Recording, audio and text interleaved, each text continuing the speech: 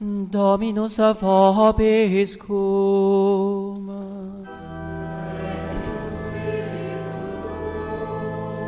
Sequentia sancti Evangelii secundum Matteum.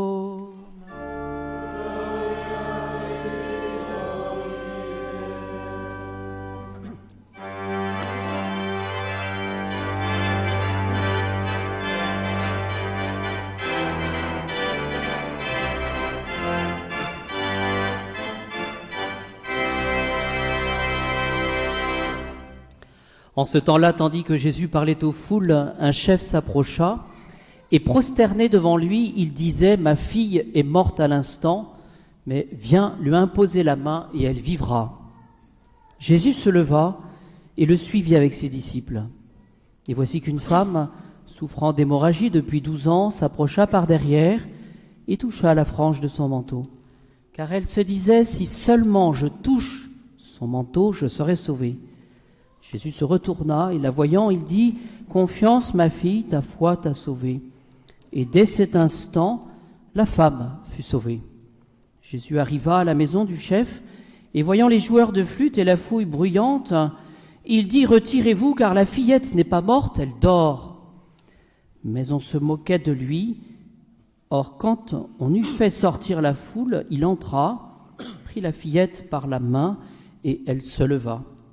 Et la nouvelle s'en répandit dans toute cette région.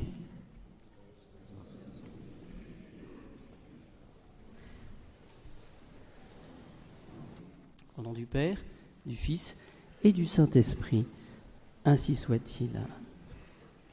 Bien, chers amis, si nous venons à la messe le dimanche, c'est afin d'honorer le Seigneur Jésus comme Sauveur. Il vient pour panser nos plaies, il vient pour nous donner sa propre puissance, sa propre force.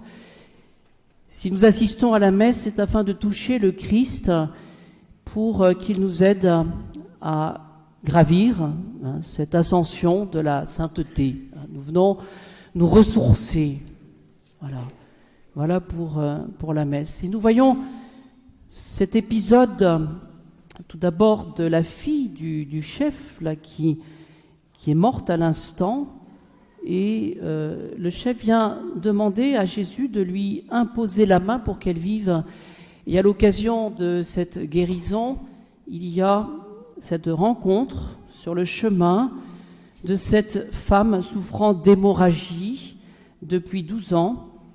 Et ce que nous retenons, c'est qu'elle a entendu parler de Jésus, elle souhaite une guérison et elle va s'approcher de Jésus par derrière. Et ce que nous lisons, c'est qu'elle touche la frange du manteau de Jésus. Et les pères de l'Église disent qu'elle ne va pas toucher les pieds, elle ne va pas toucher le corps de Jésus, mais de manière un peu secrète, alors que Jésus passe, il y avait certainement cette foule, ces personnes qui étaient tout autour. Elle croit, elle espère, elle demande, elle est mendiante, elle demande cette guérison. Un petit peu comme nous qui sommes des mendiants et qui venons demander au Seigneur de nous sauver. Si seulement je touche son manteau, je serai sauvé. Voilà. Et Jésus se retourna et la voyant, il dit « Confiance, ma fille, ta foi t'a sauvée, elle est guérie. » Elle a obtenu cette guérison. Alors, quelques éléments de méditation à la suite des pères de l'Église. Tout d'abord, cette femme, elle se cache. Pourquoi est-ce qu'elle se cache et pourquoi est-ce qu'elle va approcher Jésus, mais par derrière?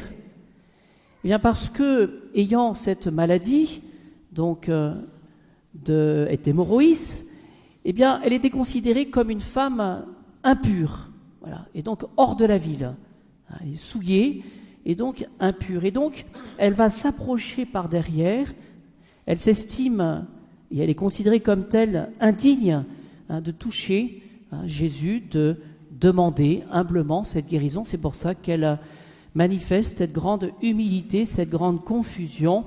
Elle touche la frange de Jésus. Voilà. Et ce que les pères de l'Église retiennent, et c'est un bel exemple pour nous, c'est cette foi admirable. Voilà. Elle a confiance. Et elle espère que Jésus, ce médecin descendue du ciel finalement, eh bien, la guérisse.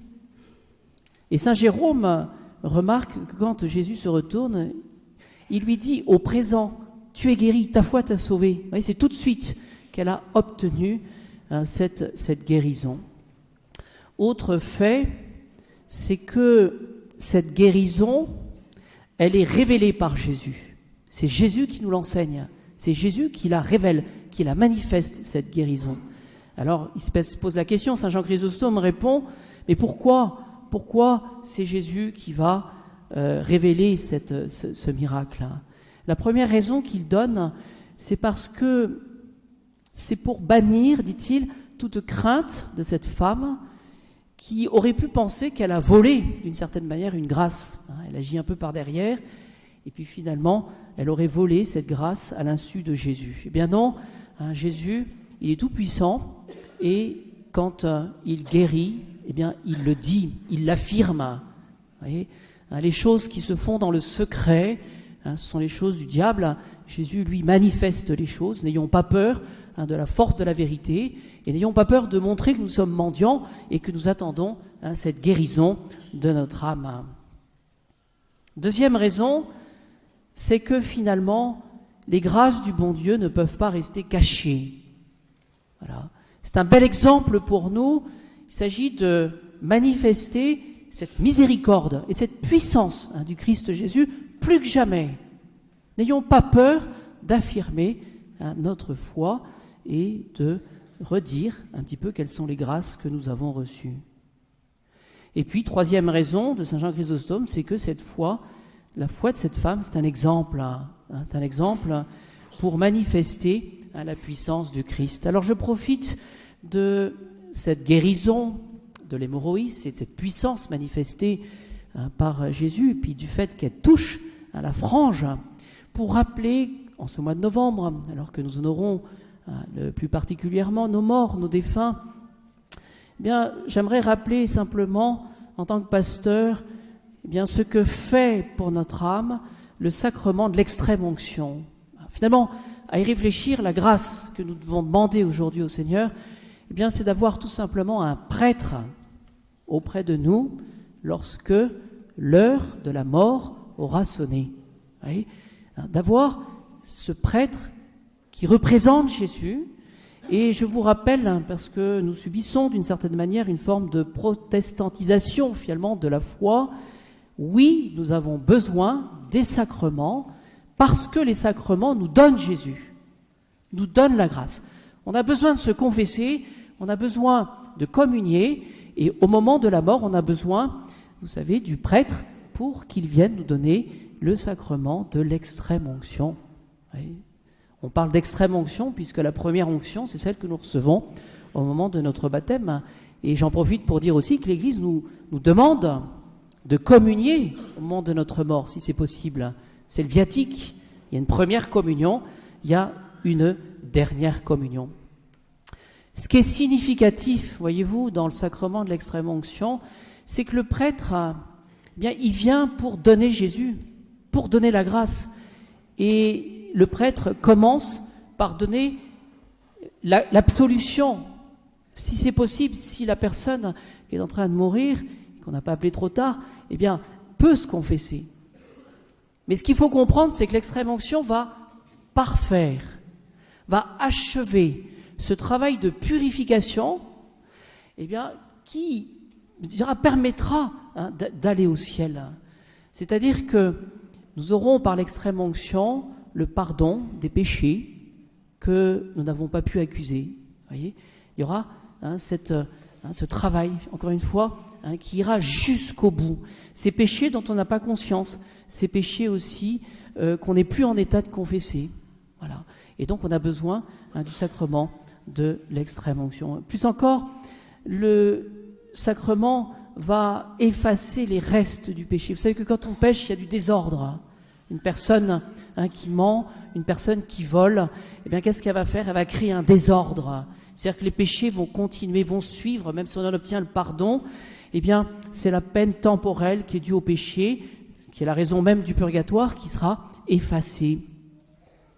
Et plus encore, quand on regarde le catéchisme, parce que c'est du catéchisme que je rappelle ce matin, c'est que finalement l'extrême-onction va nous permettre d'avoir encore plus de bonnes dispositions pour bien mourir. Vous voyez, parfois le péché entraîne dans l'âme le dégoût du bien, ou pour dire les choses autrement, l'attrait pour le mal. Il y a une forme de séduction dans le mal. Le sacrement de l'extrême-onction va nous donner ces bonnes dispositions, justement, de nous attacher à notre Seigneur Jésus-Christ, et cela c'est pour notre âme. Vous savez que le prêtre va prendre l'huile des infirmes et va, après avoir invoqué tous les saints du ciel, à commencer par notre Seigneur, Notre-Dame, tous les anges aussi, il va appliquer l'huile des infirmes sur chacun des sens du mourant. Et ce qui est plus touchant, c'est lorsque le prêtre demande de fermer les paupières et va prononcer ces paroles que par cette très sainte onction, tous les péchés que vous avez commis avec vos yeux durant toute votre vie, soient pardonnés. Voilà la prière que fait. Il fait sur la bouche, sur les oreilles, sur les mains et même sur les pieds. Alors demandons, voyez, aujourd'hui c'est tout simple, cette grâce, et faites-le savoir autour de vous que vous souhaitez avoir un prêtre auprès de vous pour vos derniers moments. Pourquoi est-ce que je précise les choses ? C'est parce que souvent, ça n'est pas rare, de voir que c'est la famille, ce sont les membres de la famille, peut-être ceux qui sont moins sensibilisés par la foi, qui fait obstacle à la venue du prêtre. Comprenez, si le prêtre vient, ça va faire peur, ça va faire penser à la mort. Voilà. Mais ça, c'est manquer de foi. Je puis vous assurer que dans ma vie sacerdotale, dans l'immense majorité des cas, il y a une grande paix et un grand soulagement lorsque le mourant se retrouve seul à seul, dans le secret évidemment, seul à seul avec le prêtre.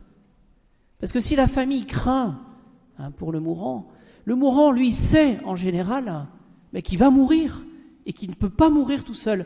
Et combien de péchés parfois qui ont été, enfouis dans l'âme, peut-être même à tort, cachés pendant de longues années, sont dévoilés. Ce sont les replis de l'âme qui sont dévoilés au moment d'une bonne confession, au moment de la mort. Oui, l'extrême-onction donne la force de supporter les épreuves de la mort.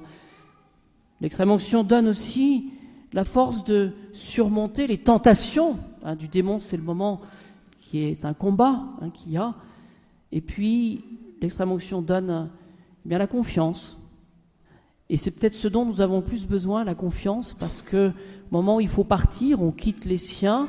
Souvent, on est dans la souffrance, on est dans la solitude, dans l'épreuve.